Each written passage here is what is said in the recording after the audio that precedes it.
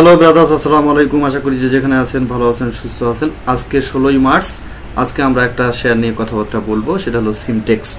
এই শেয়ারটা বর্তমান কি অবস্থায় আছে, টেকনিক্যালি ফান্ডামেন্টালি বর্তমান কি অবস্থায় আছে সেটা একটু দেখার চেষ্টা করব। তো সর্বপ্রথম আমরা এটা ফান্ডামেন্টাল একটু ইনফরমেশনগুলো দেখে নিই। পি রেশিও বর্তমান রয়েছে 16.64, ইপিএস 1.22, নেট অ্যাসেট ভ্যালু হলো 22 এবং এটা গত বছর আমাদেরকে ডিভিডেন্ড দিয়েছিল 10% এবং ডিভিডেন্ড ইল্ড বর্তমান প্রাইস অনুযায়ী এটা 4.93, যেটা খুব একটা খারাপ না। এবং গত যে লাস্ট যে 4টা আইপিএস সেদিকে যদি খেয়াল করেন গ্র্যাজুয়ালি কিন্তু বাড়তেছে, অর্থাৎ সবগুলোর নিচেই কিন্তু গ্রিন দেখতে পাচ্ছেন। তো আমরা চার্টে গিয়ে দেখার চেষ্টা করব এই শেয়ারটা বর্তমান টেকনিক্যালি কী অবস্থায় আছে।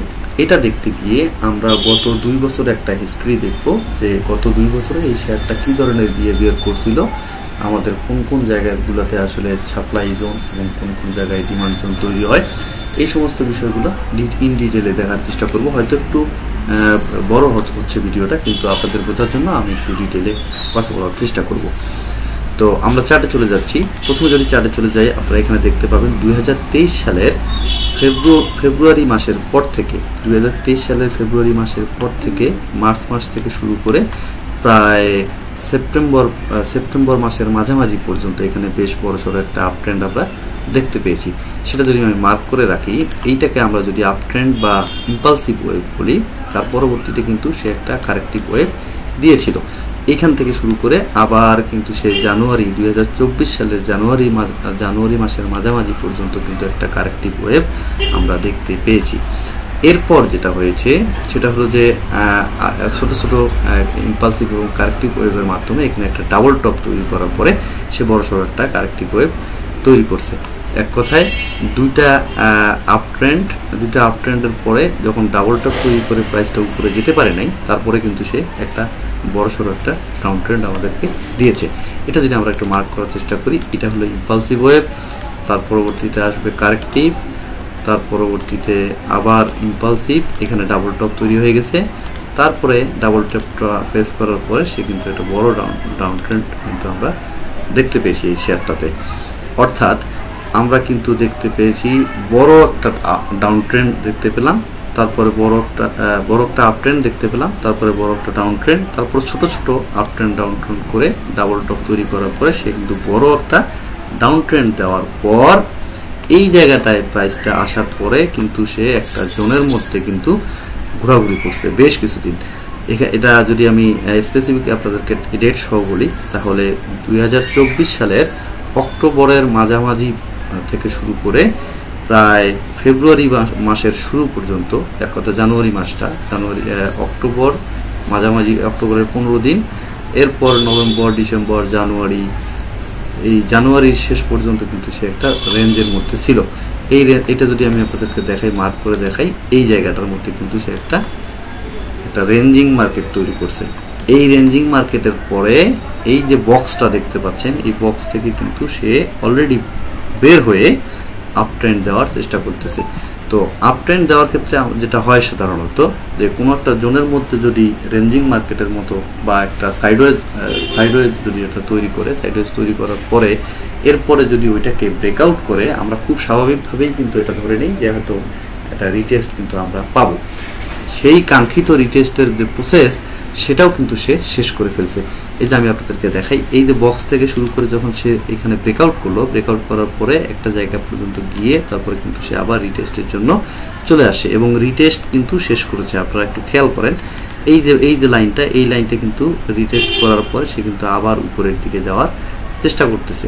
তো এরপরে আমরা সাধারণত এন্ট্রির যে আমাদের নিয়ম, আমরা সাধারণত কি করি, ভলিউম দেখি এবং এরপরে দুইটা গ্রিন ক্যান্ডেল দেখি। এখানে কিন্তু দুইটা গ্রিন ক্যান্ডেল অলরেডি দিয়েছে এবং ভলিউমটাও কিন্তু অ্যাভারেজ যে ভলিউম সেটার তুলনায় কিন্তু বেশ ভালো। আজকে 16 তারিখের যে ক্যান্ডেলটা দেখতে পাচ্ছেন, রেড ক্যান্ডেল, এইটা কিন্তু হইতেই পারে আমাদের যে রিটেস্টের প্রসেস সেটা শেষ করার পরে প্রাইস কিন্তু এখন আপ ট্রেন্ডে আছে।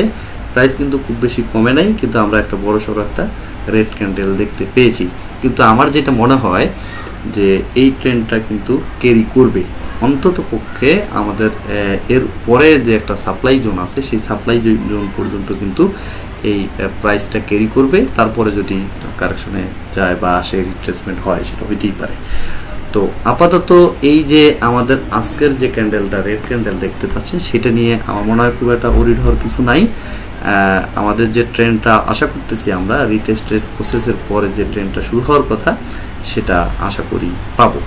এখন বিষয় হলো এইটা কতটুকু মোমেন্টাম ট্রেড আমরা যারা করি তারা সাধারণত কিছু কিছু টেকনিক্যাল ইন্ডিকেটর ব্যবহার করেন আপনারা, সেই মোমেন্টামটা আসলে ধরতে পারতেছে কিনা বা বর্তমান যে সিচুয়েশন আছে ইন্ডিকেটরগুলো আমাদেরকে কি বলতেছে সেটা আমরা একটু দেখার চেষ্টা করব। ইন্ডিকেটরগুলোতে আমরা যদি একটু যাওয়ার চেষ্টা করি, আমরা অন্যটা চার্টে চলে আসলাম। এই চার্টটা আমাদের গ্রুপে আমি দিয়েছিলাম, আমাদের একটা টেলিগ্রাম চ্যানেল আছে, সেই টেলিগ্রাম চ্যানেলটা আমি আপনাদেরকে যদি দেখাই, এই যে আমাদের একটা টেলিগ্রাম চ্যানেল আছে যেটা হলো বিডি স্টক মার্কেট ইনসাইটস। তো এইখানে আমরা যেটা করি বিভিন্ন টেকনিক্যাল অ্যানালাইসিস, স্টকের অ্যানালাইসিস এবং ইন্ডেক্সের বিভিন্ন টেকনিক্যাল অ্যানালাইসিস নিয়ে আলাপ আলোচনা করে থাকি। এখানে আমি কিন্তু এই চার্টটা অনেক আগে দিয়ে দিয়েছিলাম। এখানে এই যে দেখতে পাচ্ছেন আপনারা বাই জোন সহকারে ব্রেকআউট, তারপরে আমাদের যে distribution zone, supply zone, stop loss সব কিছু কিন্তু এখানে দেয়া আছে এই চার্টগুলো। আমি এগুলো শেয়ার করি আমাদের এই চ্যানেলটাতে। আপনারা চাইলে আমাদের এই চ্যানেলটা যুক্ত হতে পারেন। আমাদের ইউটিউব চ্যানেলের যে ডিসক্রিপশন আছে সেই ডিসক্রিপশনে গেলে কিন্তু আপনারা আমাদের এই চ্যানেলের লিঙ্কটা পাবেন। এই টেলিগ্রাম চ্যানেলে থাকলে বিভিন্ন আলাপ আলোচনার মধ্যে আপনি থাকতে পারবেন, টেকনিক্যাল অ্যানালাইসিস সম্পর্কে টুকটাক কিছু জানতে পারবেন বলে আশা রাখতেছি। তো আমরা যে কথাই ছিলাম সেটা হলো এই যে এখানে দেখতে পাচ্ছেন এটা কিন্তু একটা এটা আমি কিন্তু এটা ফেক কিছু ক্যান্ডেল এখানে দিয়ে রাখছি, গোস্ট ক্যান্ডেল, এগুলা আমি এটা ডিলিট করে দিচ্ছি। তো ওইটা দেওয়ার কারণ হলো এরকম হতে পারে, আমাদের যে বর্তমান যে ট্রেন্ডটা সেটা এরকম হতে পারে, এটা দেখাইছিলাম আর কি। তো ওইটা যদি আমি ডিলিট করে দিই আপনাদেরকে, এখানে দেখতে পাবেন আমি আপনাদেরকে একদম ডিটেইলে কোথায় সাপোর্ট কোথায় রেজিস্ট্যান্স সব কিছু দেখাই দিছি। আমার যেটা মনে হয় যে এইখানে বর্তমান যে প্রাইসটা যে জোনে আছে সেখান থেকে প্রাইসটা হয়তো ব্যাক করে উপরের দিকে যাওয়ার সম্ভাবনা খুব বেশি। কেন বলতেছি, কিছু ইন্ডিকেটর আমি আপনাদেরকে দেখাবো বলছিলাম, সেই ইন্ডিকেটরটা আমি একটু দেখানোর চেষ্টা করি। ইন্ডিকেটর যদি আমি প্রথমে দেখাই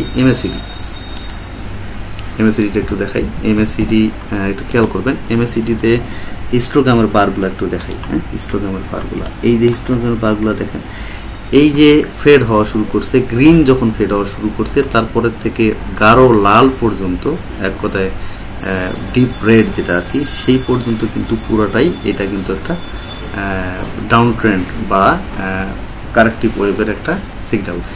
তো এর পরবর্তীতে যখন এইটা পিঙ্ক হয়ে গেছে, মানে ফেড হয়ে গেছে, এই রেড পার্টটা ফেড হয়ে গেছে এবং 50% পর্যন্ত কাভার করে ফেলছে, তার মানে এটা কিন্তু এখন আপ ট্রেন্ডে যাওয়ার সম্ভাবনা খুব বেশি। মানে এখান থেকেই আস্তে আস্তে এই ফেডগুলো ছোট হয়ে হতে হতে তারপরে ডার্ক একটা গ্রিন বার দেবে। যখনই ডার্ক গ্রিন বার দেবে তখনই কিন্তু আমাদের এই সিগন্যাল লাইন ক্রস করে উপরের দিকে এমএসিডিটা চলে যাবে।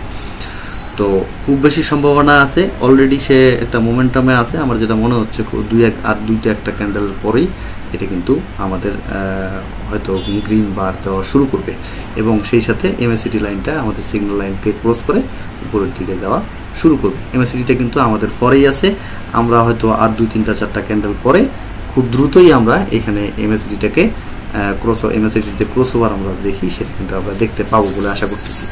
এরপরে যদি দেখাই আরএসআই যদি দেখি, আমি আপনারা খেয়াল করেন আপনারা আরএসআই এখানে এটা কিন্তু আমাদের 70কে টাচ করার পর, মানে 70কে টাচ করার পর ঠিক না, এটা 71-72 পর্যন্ত উঠছিল, তার পরবর্তীতে কিন্তু আরএসআইটা নামতে প্রায় 40-এর কাছাকাছি নেমে গেছিল।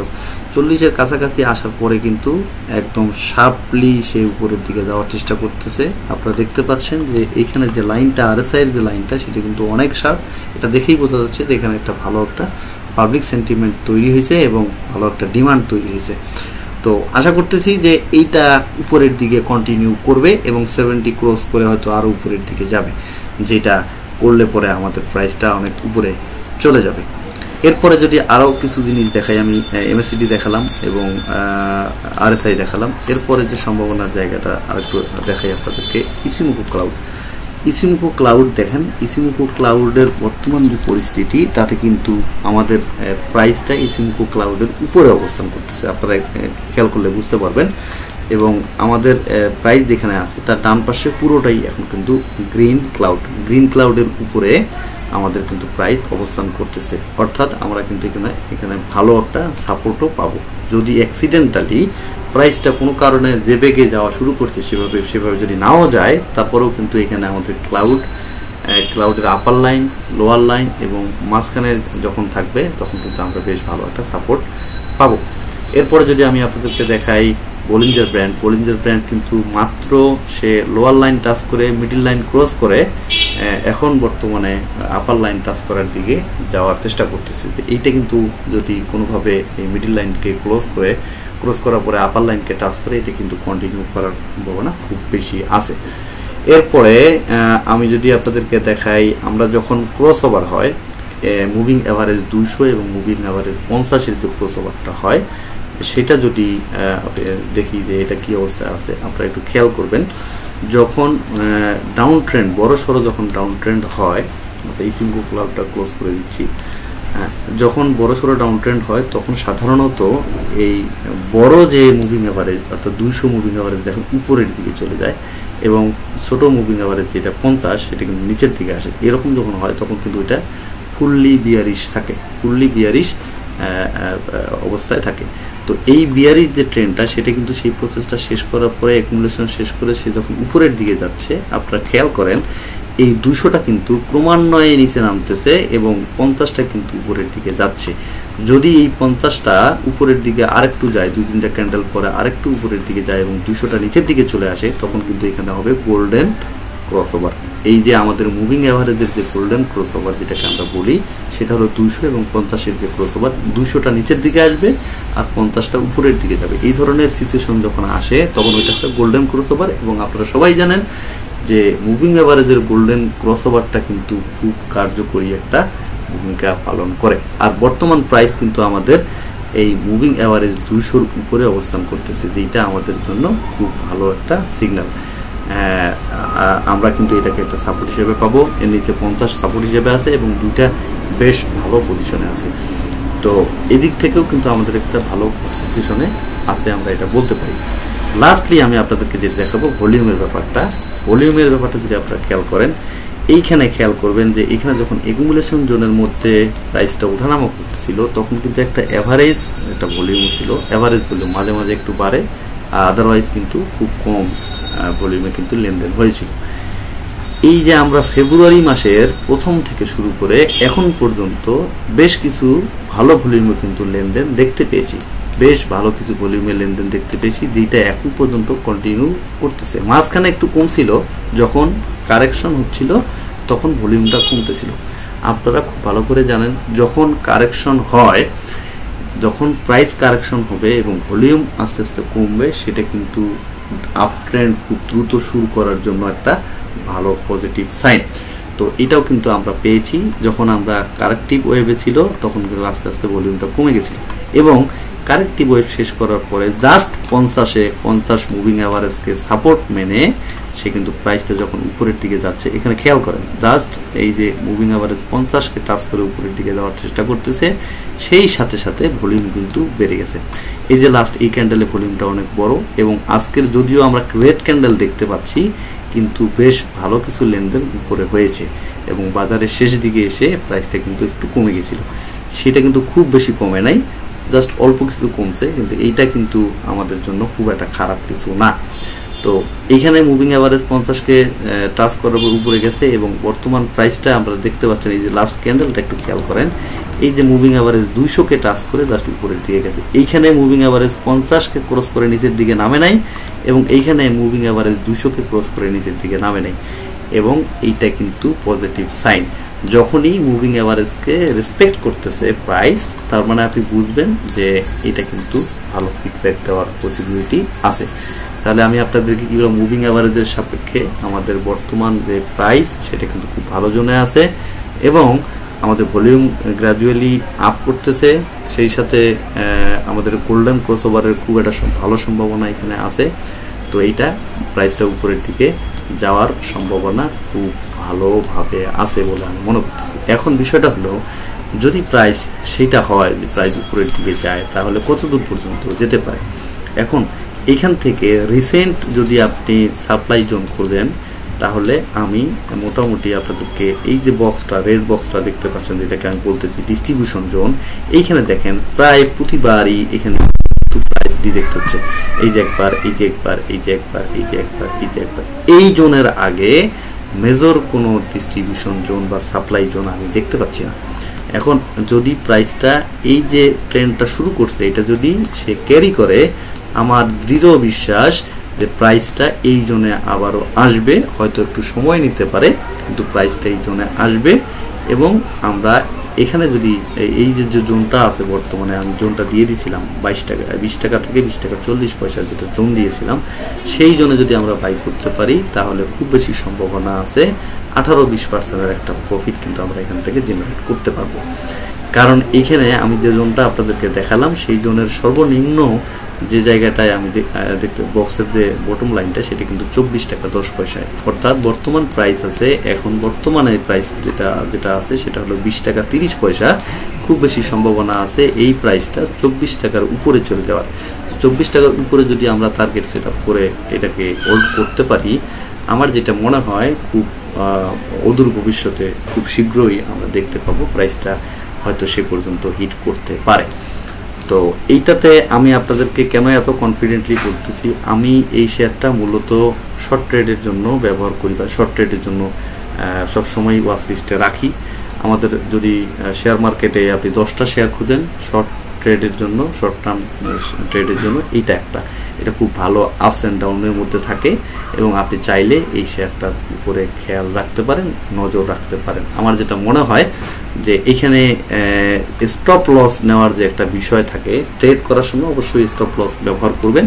তো আমরা স্টপ লসটা সেট করেছি 18 টাকা 90 পয়সা, অর্থাৎ লাস্ট যেখানে সাপোর্ট নিয়ে মুভিং অ্যাভারেজ 50কে সাপোর্ট নিয়ে যখন প্রাইসটা উপরের দিকে গেছে ঠিক তার 10 পয়সা নিচে আমরা কিন্তু স্টপ লস লাগিয়ে দিয়েছি।